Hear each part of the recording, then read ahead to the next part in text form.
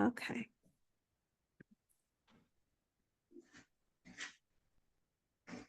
So you can scan the QR code, you can go to play.bluekit.com and enter in this code, or you can follow the link that I put in the chat. And I can put it again in case Lindsay didn't get it as she was joining.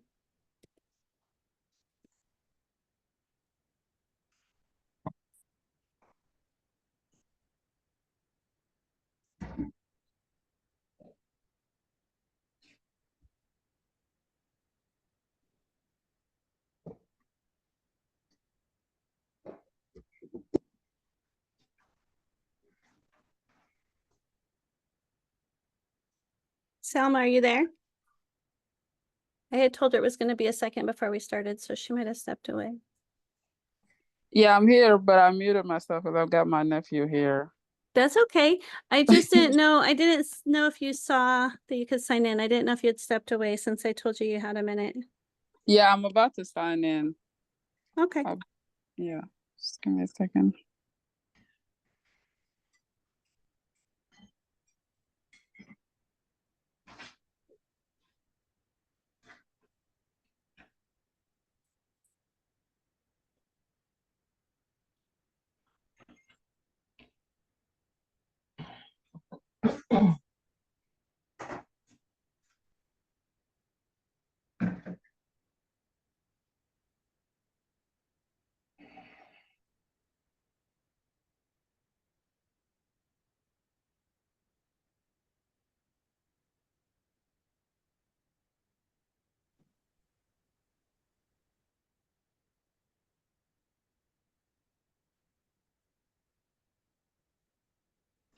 All right, here we go.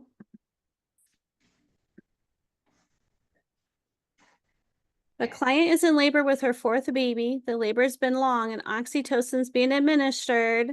At delivery, the baby's 9 pounds, 15 ounces. Based on this factor, which postpartum complication is she at the highest risk of developing?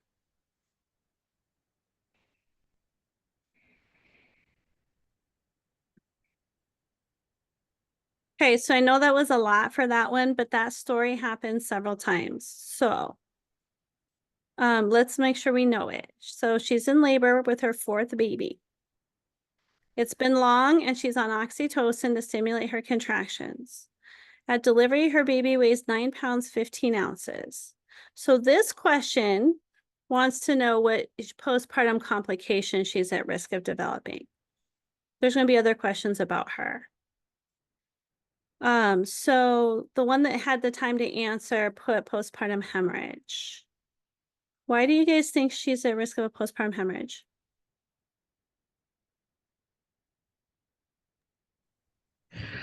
Because she's gonna be tired afterwards. I don't know. Okay. Anybody else? I Is was it looking at the weight of the baby, the fact that it was her fourth one. So it might take a little longer for the uterus to to, contract? yeah. Good. So she's on her fourth baby, her baby's big, and she's been in labor for a long time. All three of those things are risk factors for uterine atony. So absolutely correct. Her uterus isn't maybe going to contract as well. I don't know if I hit one on time, but yeah. It's okay. The rest of the times, if that story comes up, we know the story. You're like, that's too fast. Is it too late to put me in? No, but let's get through this question. This patient had a baby that weighed 8 pounds, 13 ounces. When providing couplet care, what complications will the nurse observe for in the infant and the mother?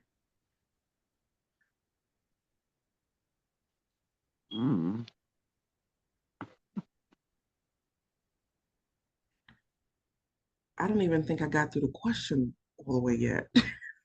Oh, gosh. I'm going to have to adjust this game so it gives you guys more time. But hold on, let me put it in the chat for Kaylin to join.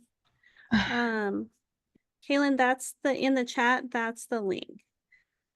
Okay, so this patient had a baby that was 8 pounds, 13 ounces. So when it says when providing couple care, what complication will the nurse observe for in the infant and the mother? What are we thinking about for her?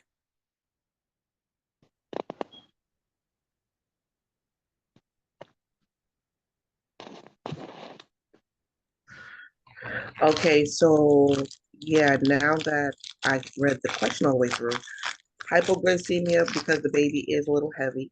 Um, and then mom because the baby's a little heavy. Yeah. So 4,000 grams, so the baby's a little big. So we just talked about on the previous question that we have the risk of uterine atony when the baby is large. So that increases mom's risk of uterine atony and hemorrhage. This baby is large for gestational age because it's 4,000 grams. It has a higher risk of hypoglycemia. Kaylin, did you get in? Yes, I did. Thank you.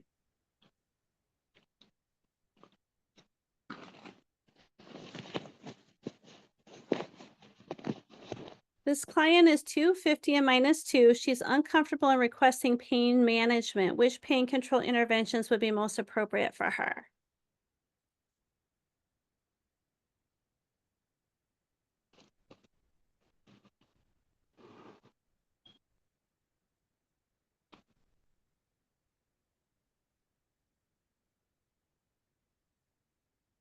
Okay.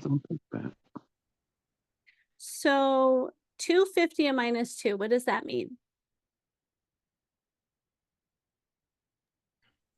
To me, not close enough for delivery. True. Too far Anybody- along for epidural? Say that again.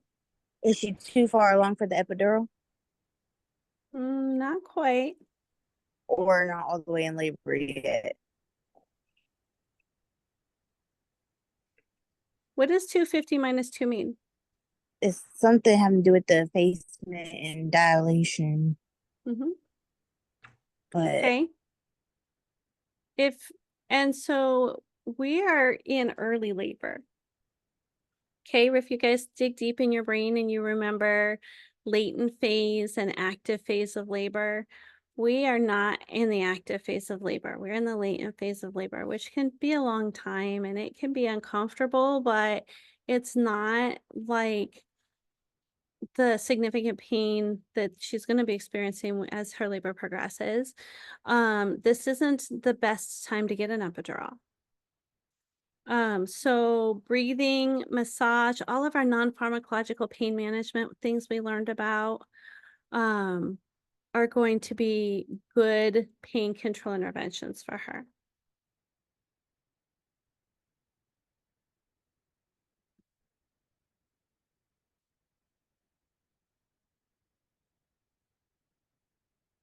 A newborn's head circumference is typically smaller than the chest circumference. True or false?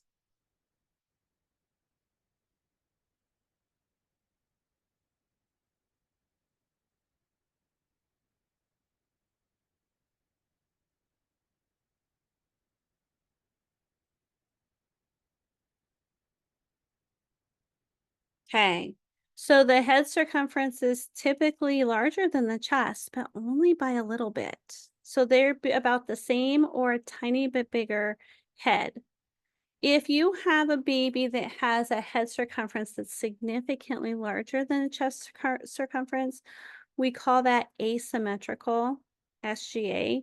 And asymmetrical babies were, they had like chronic decrease of nutrients over time while in utero. So maybe like your preeclamptic patient or something like that, where we're not getting good nutrient transfer and oxygen transfer to the baby over time.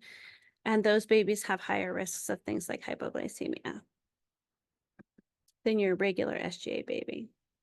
They both have the risk, but it's worse if you're asymmetric.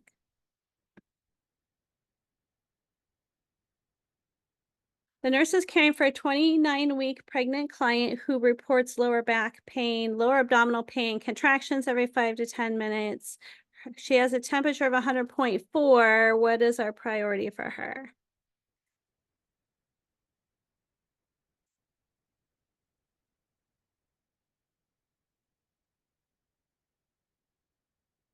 I had to figure out how to make this clock slow down. So let's read it closer. She's 29 weeks. Okay. She's got lower back pain, lower abdominal pain, contractions every 5 to 10 minutes. Her heart rate's a little bit elevated at 92. Her blood pressure is a little bit elevated at 138/86, but not in the range that I'm worried about gestational hypertension or preeclampsia. Her temperature is 100.4. Respiratory rate is 18. Pulse ox is 98. So what's our concern at 29 weeks if we're having contractions and a fever? Possible infection. Infection. We're worried about infection. And the fact that it's making her have contractions makes me worried that it's a UTI. So if she gets a urinary tract infection, it can cause her uterus to become irritable and contract. And we definitely don't want her going to preterm labor. So we need to check and see if she has a UTI.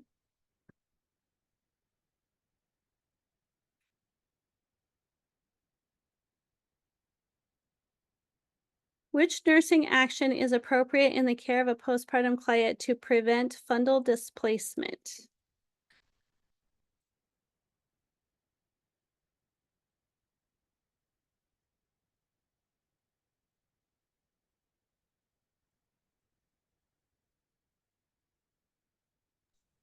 Blue. Okay, fundal displacement. What does it mean by that? It's deviated, not where it's supposed to be. Yeah.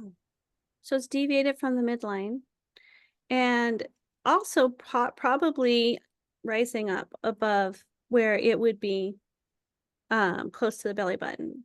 And so fundal displacement is a sign of a full bladder. And if she has fundal displacement, a full bladder, what's the risk? Uterine atony. Good. Yeah, uterine atony. So we need, if we want to try to prevent fundal displacement, we're going to encourage her to void. I'd usually tell moms that every time they feed their baby, get up and pee. Because they've had this baby sitting on their bladder for, all this time, and they don't necessarily feel the urge to void when they need to until their bladder gets really full, which then could cause fundal displacement, uterine atony, and hemorrhage. But if every time it's time to feed their baby, they get up and they go to the bathroom first, then they're emptying their bladder every 2 to 3 hours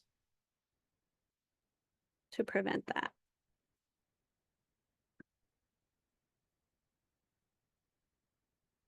After assessing a pregnant client during a prenatal visit, the provider leaves the room and informs the nurse that the client had a positive Chadwick sign. Which of the following actions is appropriate for the nurse to take?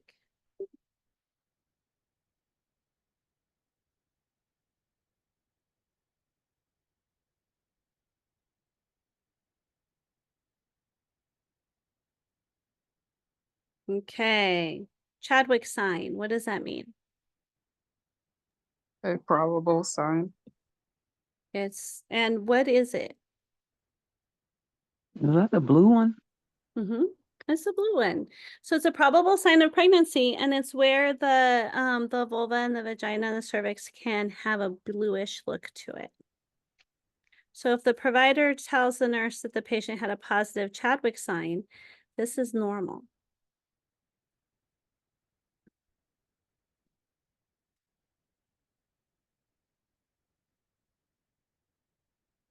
What is the average differences between newborn chest and head circumferences? Well, we talked about this one.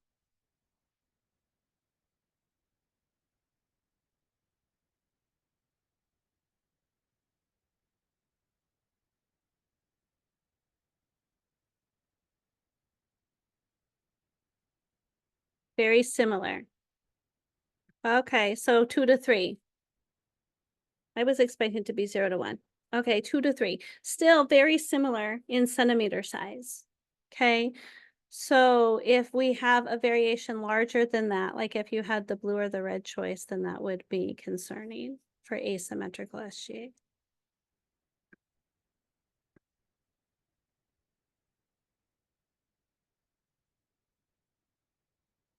To reduce the risk of hypoglycemia in a full-term newborn weighing 2,900 grams, what should the nurse do?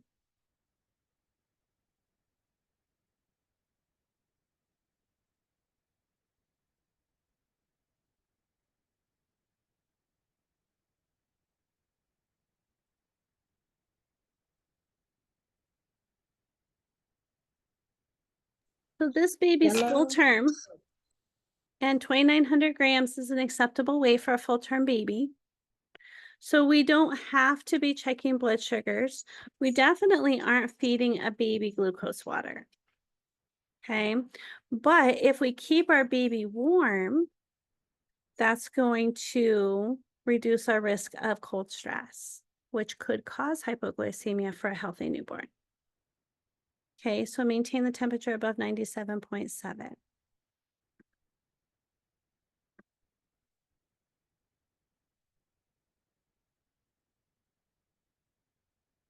Jane comes to the clinic for her prenatal appointment. She has twins at 36 weeks and a son at 38 weeks gestation. GTPAL.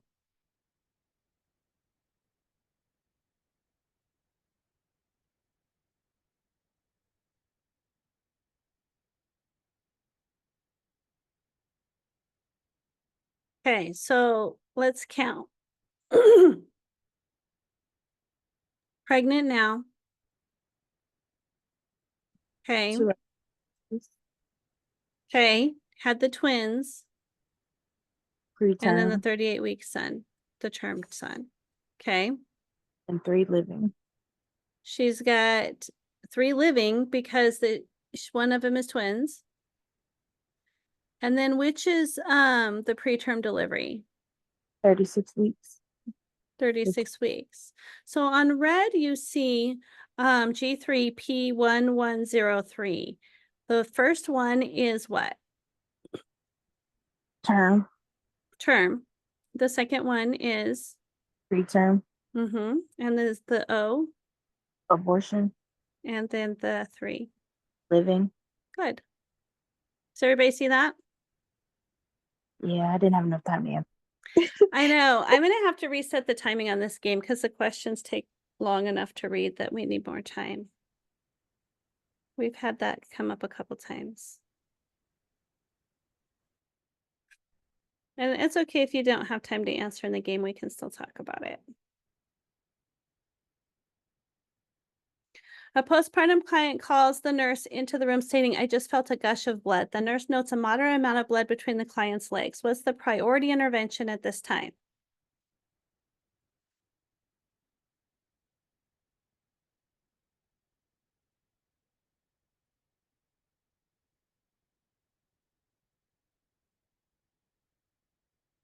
See, I should pause it before it shows the answer.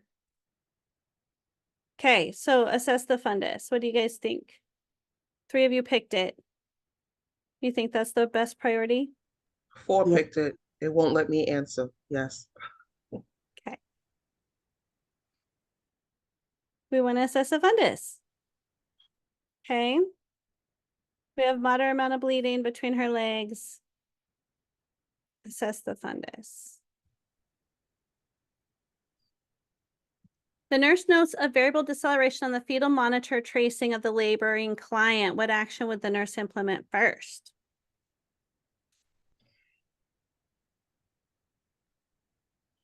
Reposition mom.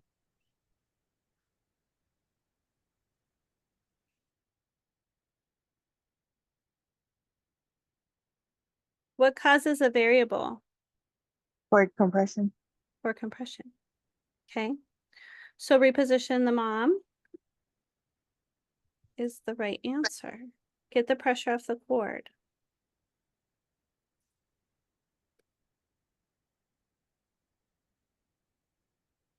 The nurse is assigned to assist with caring for a baby of a mom who is HIV. The nurse understands that each of these needs to be included in the plan of care except what? Which one are you not going to do?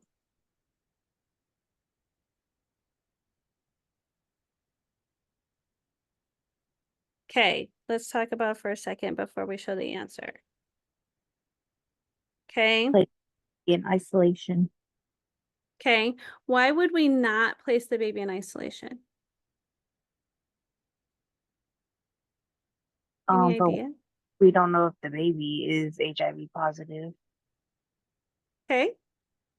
Anybody else have any other thoughts here? Because standard precautions is used for patients with HIV. Yeah. Both correct. We're gonna have her bottle feeding. Okay. And I do know some of you have, and maybe not at this term, I've had some students that have worked with AIDS patients, or I mean HIV positive, not AIDS, but have told me that if the viral load is 0, there are times that they do let them breastfeed. But for our purposes, unless we know for sure that we have been told from whoever, I'm totally drawing a blank. MFM, maternal fetal medicine, took me a second to get there, that it is okay for her, then we're planning on her bottle feeding. And what about Ziduvudine? What is that?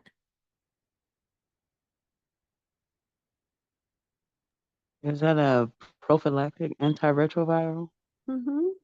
Yep. And so we give it to the baby, and the baby actually takes it for 6 weeks. So we give it to the baby in the hospital, and then the baby goes home with a prescription for it, and it helps minimize the risk of transmission of HIV to the baby.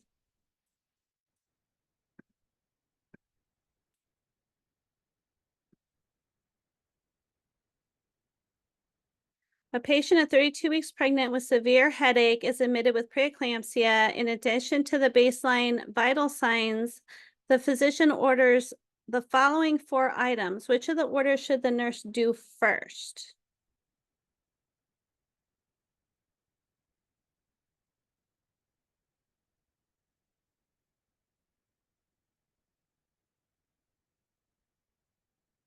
So why do you think that that was the best choice? So the doctor wants us to do all 4 of these things. So why assessing deep 10 reflexes and clonus would be the priority before the other orders? Would it be to see the severity of the preeclampsia to see if she is eclamptic? Okay. Anybody else? That would be my reason too. Okay. Any other thoughts here?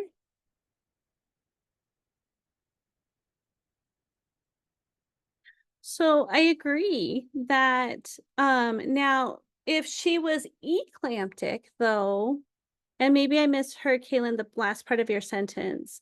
If she was eclamptic, what signs would we see?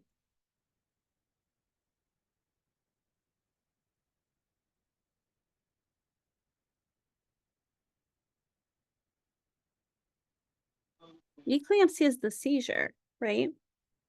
So we know she's not eclamptic yet, but you guys are correct that assessing the deep tendon reflexes and the clonus is going to give us a view of if she's hyperreflexive, how much neurological involvement she's experiencing, and if she could be at risk of having a seizure. Now, truly, I've seen women have seizures that I wouldn't, they totally surprise me.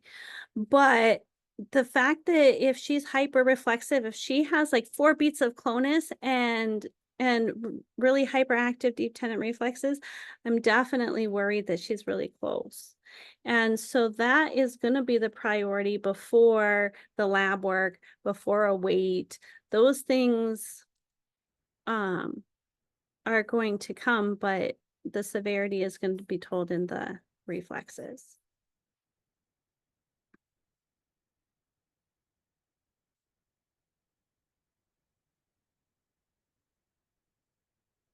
The nurse provides care to a client who is being prepared to receive an epidural blood patch for a post-dural puncture headache. In which position will the nurse place the client?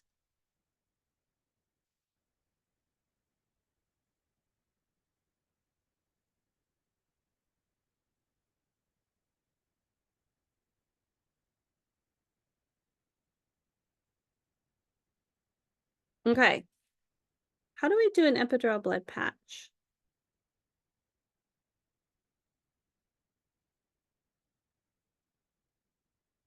Isn't it using the patient's own blood Mm-hmm. And where and does it go? they lay on their side and then it goes between somewhere in the spine, like I don't know between which. Yeah. Okay.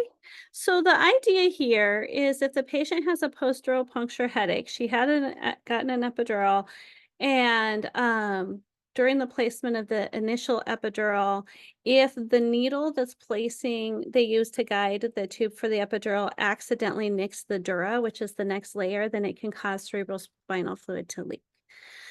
We're not going to really see signs of a post-dural puncture headache until the next day. But typically, classic signs of this would be if she has an excruciating headache when she sits up, and when she lays down, she feels better. Okay. And so the way that they can repair this is with an epidural blood patch. And so we would put the patient in the same position that we would put her in for an epidural, because it's going to go back into that same spot.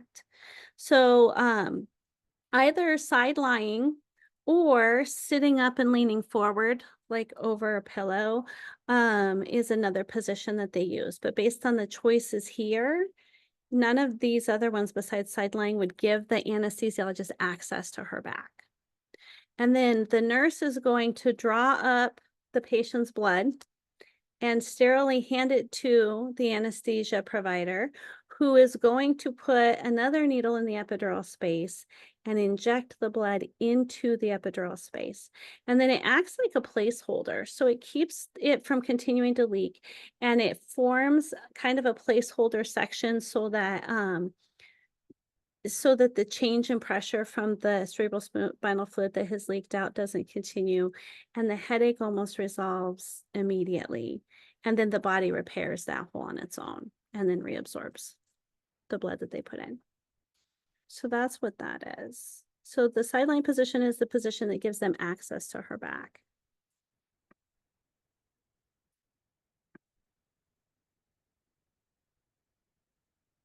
Clinical findings of gestational trophoblastic disease include all of the following except what?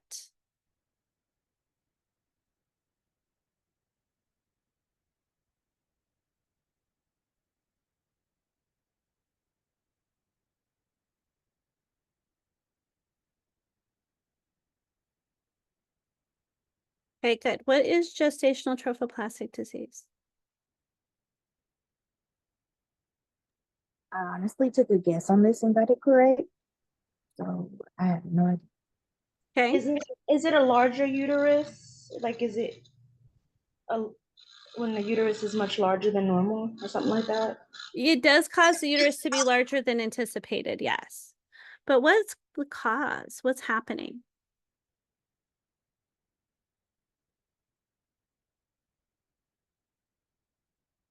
Gestational trophoblastic disease is what happens when the egg that becomes fertilized is lacking in genetic material. And so it's also called a hydidiform mole or a molar pregnancy. This is not actually a fetus or an embryo, like it's not a baby, but it proliferates like one because it has enough of the genetic material that it divides and divides and divides its cells, but it's not growing a baby. And so for the mom, her HCG levels will actually be elevated more so than a normal pregnancy. She can develop hyperemesis. She can develop high blood pressure. Oftentimes what brings her in is vaginal bleeding because there's not a placenta. And so any blood that's coming to this baby, there's not a baby. It doesn't. basically on ultrasound, it looks like a cluster of grapes, and it's just a big ball of cells that they just keep proliferating, and they actually have to treat it like a cancer because of its rapid rate of growth. I was reading So something about it yesterday, but the mole, I don't know how to say that first name, but it was yeah, saying basically because the elevated HCG levels that the woman has to be on birth control for like 12 months after. yeah, I know it's a long time. It takes a long time to get her body back on track after that. So yeah, I didn't realize it was 12 months for birth control, but it is a long time. So, and this is a hard thing too, because she got a positive pregnancy test and she thinks she's having a baby. And now she's got this. Okay, so yeah, oftentimes they come in with bleeding though. And then we find a uterus that is larger than it should be, HCG levels that are higher than they should be, and they put an ultrasound on her, they don't see a baby.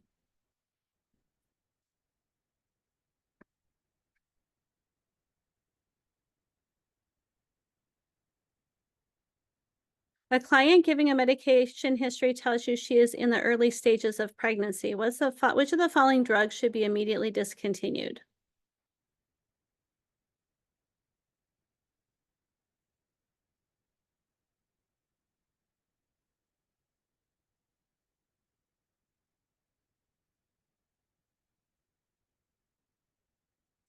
Okay, why would we not want her to take misoprostol? Why would she be taking it? And why do we not want her to take it? It makes her uterus contract. Why might she be taking it at the early stage of pregnancy? Abortion. True, if she was trying to abort. But there's another reason why women might be taking this medication before they get pregnant. I think, isn't it to prevent ulcers or something? Yep. So it's actually a GI medication for the prevention of ulcers. And so some people, like, that's, if you look up the medication, it says it's a pregnancy category X, and then it tells you what it's actually used for. In OB, we use it off label, and we use it for a multitude of things, right? If we give it in really high doses, we can give it to start labor for a demise. If we give it in tiny doses, we use it for cervical ripening to cause her cervix to soften and to cause her to go into labor. And then we give it again in really high doses after delivery to make the uterus contract to control bleeding. So if you have a patient that's on this medication because she has an ulcer history and now she's pregnant, we need her to come off of that medication. Make sense? Yes. Yes, ma'am. Which of the following nursing actions is appropriate to prevent maternal hypotension following an epidural?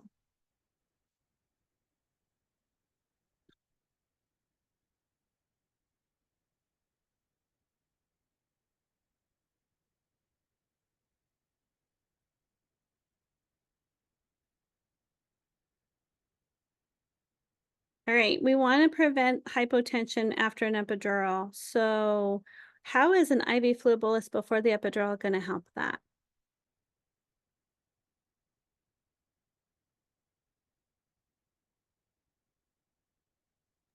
Doesn't hydration affect the blood pressure and some? I missed part of what you said. I'm Normal. sorry. Never mind. Okay. Giving it IV will help it work right now to help with their blood pressure. Is So it because it's gonna, IV contains some salt? Is it like because of the sodium or? well, but we could be giving even normal saline, and that is isotonic, so it's not going to affect the, it's not going to pull fluid in that regard. But IV, giving it IV, like Tanisha said, is it's right now. So it's giving her that support. If we give her something to drink, that's not something that's going to really help with her hydration status in the immediate moment. And if she's a little bit dehydrated to begin with, especially, then higher prevalence of hypotension after the epidural. But the thing that happens here too is that really the placement of the epidural and the medication causes some vasodilation. And so if you turn your hose on and you're running a certain rate, like a certain amount of water through your hose, and your hose is this size, then the pressure behind it is different than if the hose is this size. And so when we cause vasodilation, we need enough fluid to help support so that that blood pressure shift doesn't happen. So IV fluid bolus, usually 500 to 1,000 mL, depending on the order, before the epidural, is going to help prevent hypotension. Which of the following conditions would most likely cause vaginal bleeding during the 3rd trimester of pregnancy?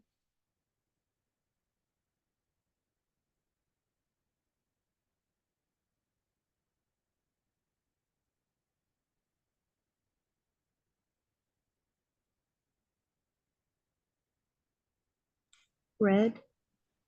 Good job, you guys all got it. Spontaneous abortion, ectopic pregnancy, and gestational trophoblastic disease. These are all things we would see in the 1st trimester. Well, yeah. Spontaneous abortion actually can happen into the 2nd trimester, right? Because it goes up to 20 weeks and the 1st trimester ends at 12. But we're not seeing any of these things in the 3rd trimester.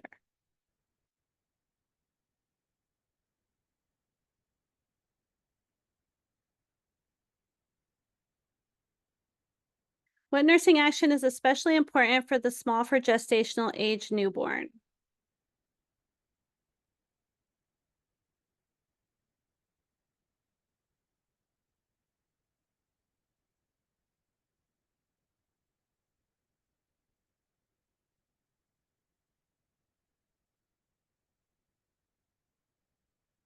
Okay, let's talk about this one. Small for gestational age. Those that answered selected respiratory distress syndrome. So let's first talk about respiratory distress syndrome. What causes respiratory distress syndrome? Underdeveloped lungs. Mhm. Yep. So we learned about the signs of respiratory distress in general, but then we also learned about respiratory distress syndrome, which is its own thing. This still has this similar symptoms to respiratory distress, but it has a cause, and its cause is insufficient surfactant.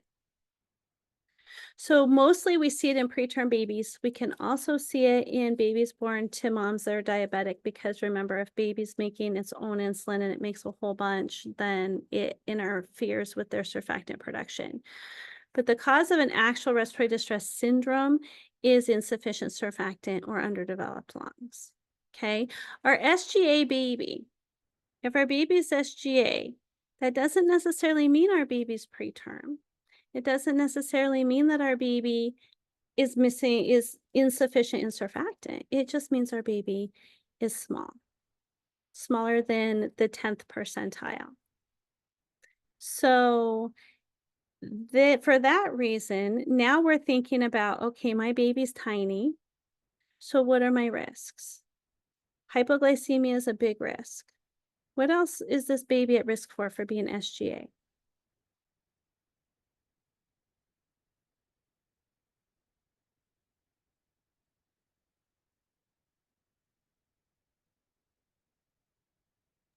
I don't know if it's my service or yours, but I couldn't hear nothing you said. Ah, that was definitely not helpful then. I'm not sure what she's at risk for. Can you hear me now? Yes. Okay, what I was saying is that the respiratory distress syndrome is, if you have syndrome, it is caused by something. And so this is caused by underdeveloped lungs. So a baby that's preterm, or a baby that's born to a diabetic mom that didn't make enough surfactant because that their insulin production was so high. So with respiratory distress syndrome, we have an insufficient surfactant. our baby that's SGA is not necessarily lacking in surfactant. They're just little. So what kind of risks does a baby that is small have? Stillbirth? Depending on the cause, you could Okay. have an increased risk for stillbirth, but this baby's born and this baby is SGA. So now the baby's here, and what would I be watching the baby for?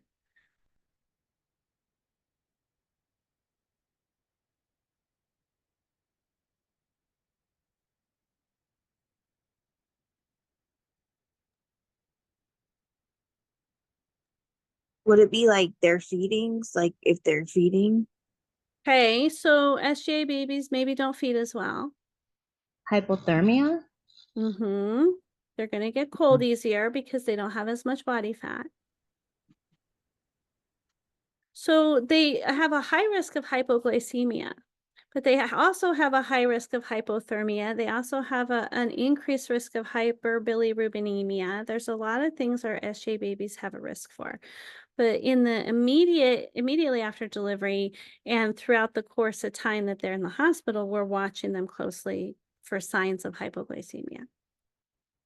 And then we're also making sure we keep them warm, which goes back to that other question for the keeping the baby above 97.7 to prevent hypoglycemia so that they don't develop cold stress. The nurse is working in an OB clinic and sees a client who's 27 weeks pregnant. Which of the following statements is the most concerning?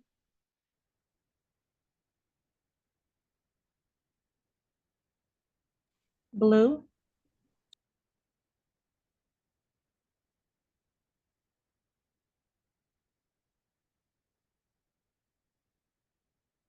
Okay, what's the worry with blue?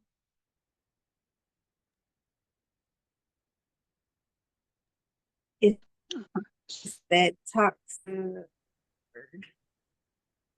That toxoplasmosis, I think, or toxoplasmosis, something. Yeah, toxoplasmosis. So she shouldn't be cleaning the litter box because of the risk of toxoplasmosis.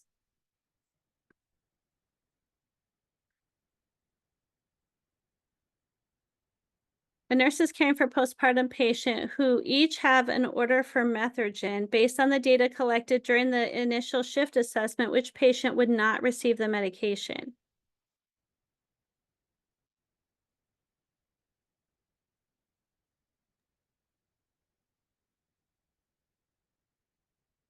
Good job. Red? Oh. Red. Yep.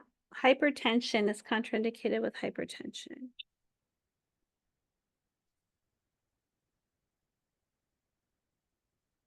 I was going to ask you guys what she would be taking it for, but I forgot to pause. Which assessment of a postpartum client would be considered a normal finding 28 hours after delivery?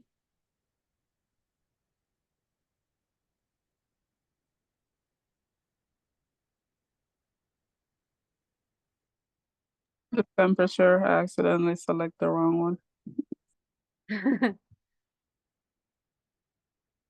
So which is Isn't normal? Lokia? Oh, Yeah, you're right. The small amount of Lokia rubra at 28 hours after delivery is normal. Temperature of 100.8. Yeah, never mind. I thought it was within the first 12 hours. Yep. Boggy uterus. No. Unilateral leg pain and swelling. What's the worry with that? DVT. DVT. Yep. But a small amount of Lokia rubra 28 hours after delivery is very normal.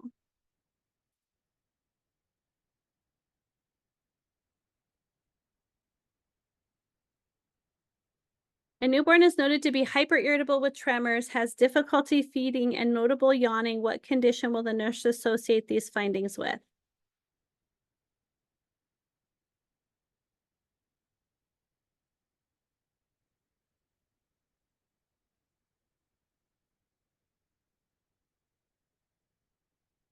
Yep. So the yawning, sneezing, irritability, tremors, high-pitched cry, difficulty feeding, these are all NAS.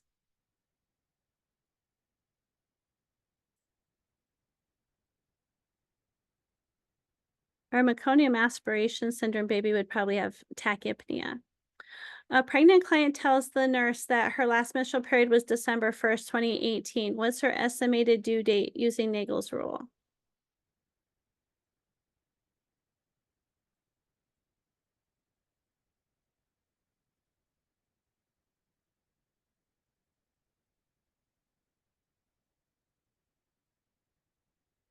Okay, how do we solve this? Minus 3 months plus 7 days. Okay, And it'd be the next year because she got pregnant in late of 2018. okay, good.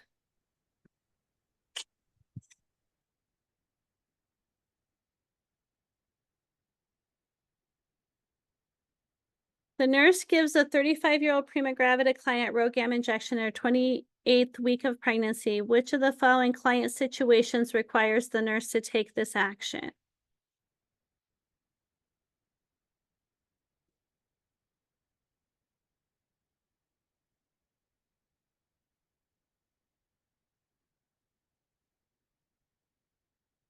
How do we decide?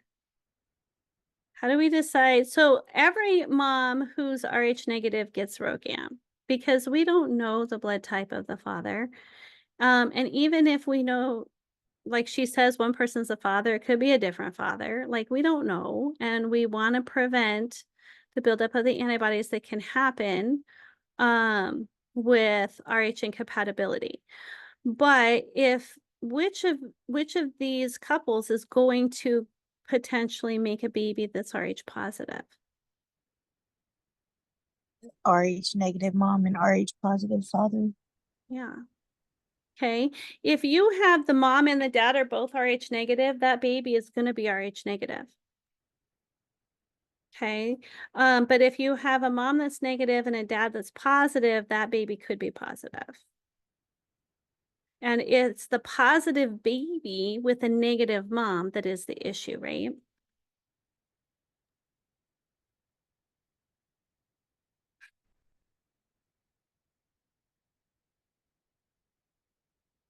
The nurse is assessing a 37-week gestation newborn scheduled by C-section 4 hours ago. The nurse notes expiratory grunting, nasal flaring, retractions, and respirations of 90 breaths per minute. What do you think is happening for this baby?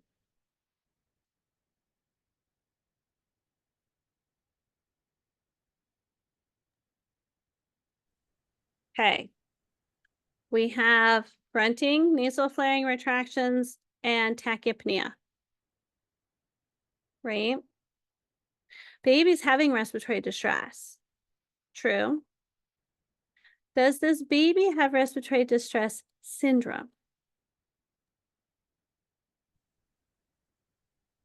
Is it no because it don't say anything about their surfactant? What's the Or gestational age of this baby? term? So most of the time, respiratory distress syndrome, again, is that your preterm babies, like probably 90+%. And then occasional ones that are born to the diabetic mom. So this is a term baby that has signs of respiratory distress, including a really high respiratory rate. And this baby was delivered by C-section. So C-section babies have an increased risk of having respiratory distress because of, do you remember why? Meconium aspiration? Not quite. What? Oh gosh, I forgot how to say it. But I know because they don't get that extra squeeze as coming through the birth canal, being delivered cesarean. Yeah. So what we're worried about for this baby is inadequate fluid clearance, where we didn't get the rest of the fluid out of the lungs. And now the baby's trying to clear it out on its own. And so we're getting a really fast respiratory rate and we're seeing other signs of respiratory distress. This baby has transient tachypnea of the newborn. And that is most often caused by inadequate fluid clearance.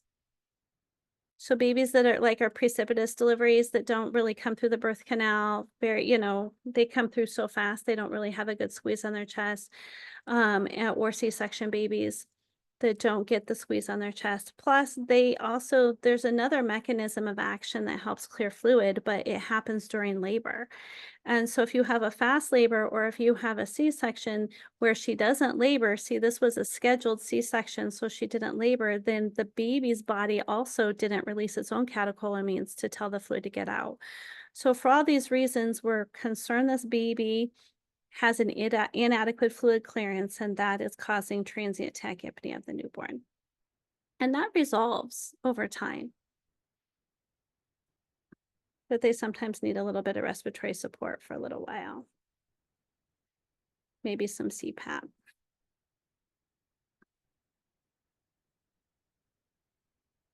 A pregnant client is discussing symptoms with the nurse. She describes feeling like bubbles in her uterus. What sign of pregnancy is this?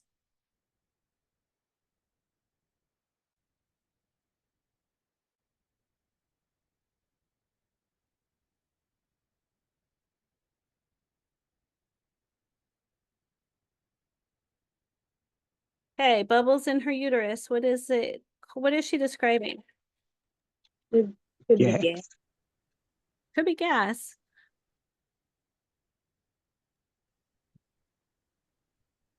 Mm. What is the word for the movements that they feel at the very beginning? Quickening, Yeah, I think you said it, Kaylin. quickening. Quickening. And that's a presumptive sign of pregnancy. She presumes she's pregnant, even though it is presumably fetal movement. I can't assess it. It could be gas, like you said, so it's presumptive. The nurse is collecting data from a female client who's in the 3rd trimester and states the baby feels like it has dropped. What term describes the baby settling into the mother's lower pelvis?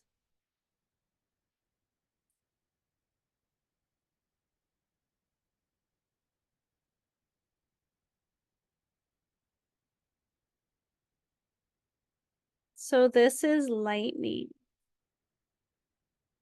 It could also be engagement, but effacement is the thinning of the cervix. And we know it's not quickening because we just said that those are the first fetal movements that the mom feels.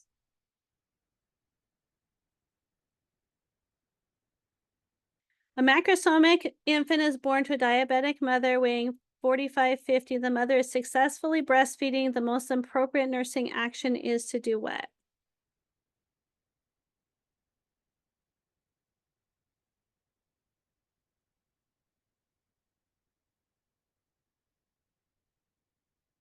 Good. Yep, we're going to just monitor the glucose levels and encourage her to feed frequently.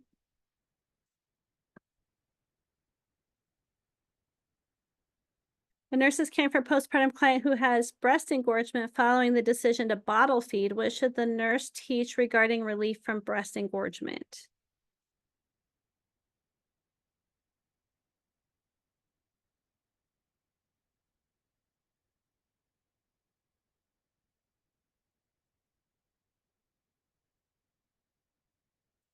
So all of these choices apply if your patient is breastfeeding.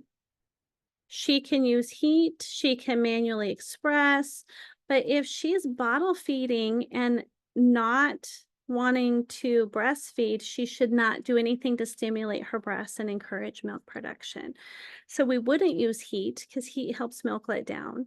We wouldn't massage, we wouldn't manually express. So we're wearing a supportive bra is going to be the best choice for her.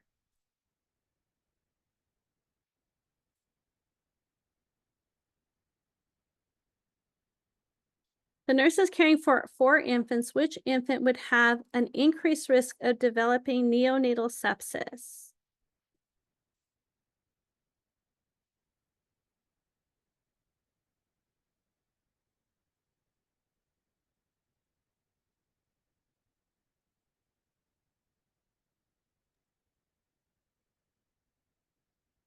Okay, prolonged rupture of membranes. What kind of infection do we worry about happening during labor if the water's broken for a long time.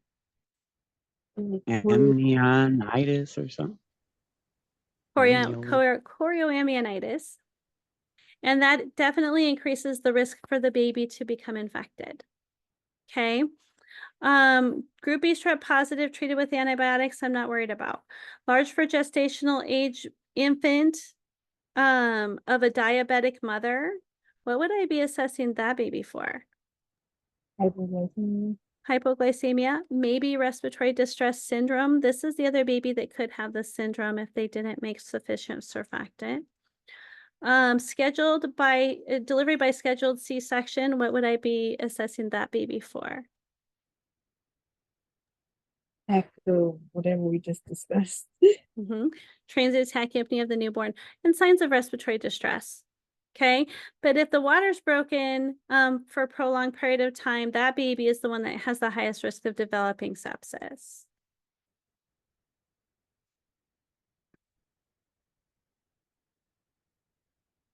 Six hours after birth, the infant is found to have an area of swelling over the right parietal area that does not cross the suture line.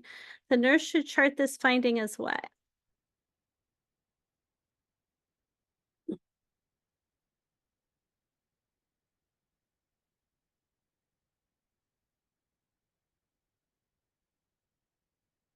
This is a cephalohematoma. It doesn't cross the suture line. This baby has a higher risk of developing what?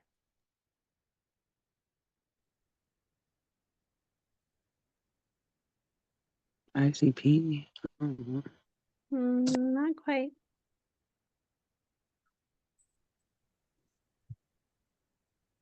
The baby John- was a yes. Who said jaundice? I did. Yeah, that's correct. All right. Cephalohematoma is a blood pocket. And as that blood breaks down, the baby's bilirubin level can go up. The first question we had that had the whole story, I thought there was like 4 questions for that, but we haven't seen any more. So I guess not. So we only have one more question left. A nurse is caring for a pregnant client in her second trimester of pregnancy. What test will be used to confirm a diagnosis of Down syndrome?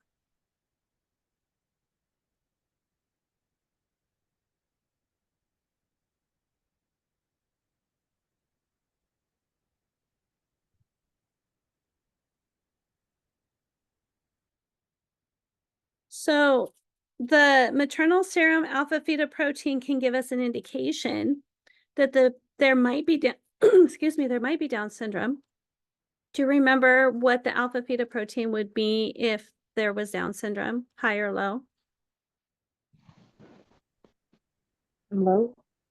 Right. It would be low with Down syndrome, high with neural tube defects. But the way to confirm a diagnosis of Down syndrome would be with an amniocentesis, because then they can actually look at the chromosomes. So that would be a way to confirm it. That's so scary.